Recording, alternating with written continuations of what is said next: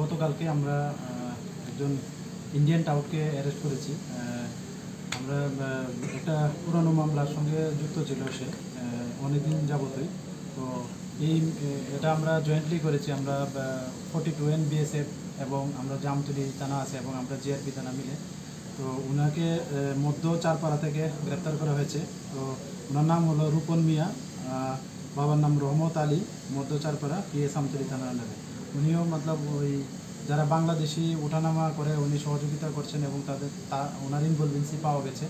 তো গতকালকে আমরা ওনাকে গ্রেপ্তার করেছি, আমাদের জিআরপি থানাতে এনেছি এবং আজকে ওনাকে মহামান্য আদালতে প্রেরণ করা হচ্ছে।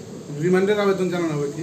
রিমান্ডে আমরা জুডিশিয়াল রিমান্ড চেয়েছি, জুডিশিয়াল ইন্টারভিউশন করার জন্য, জুডিশিয়াল কাস্টডি। গতকালকে যে 8 জন বাংলাদেশি ধরা হয়েছে তাদেরকে জিজ্ঞাসাবাদ করে কি তাকে ধরা হয়েছে?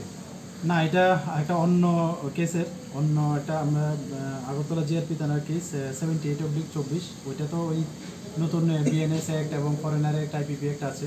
তো আমরা ওইটার সঙ্গে কি যে গতকালকের যোগসূত্র আছে কিনা এটাও আমরা দেখছি, ইন্টারোগেশন চলছে অলরেডি।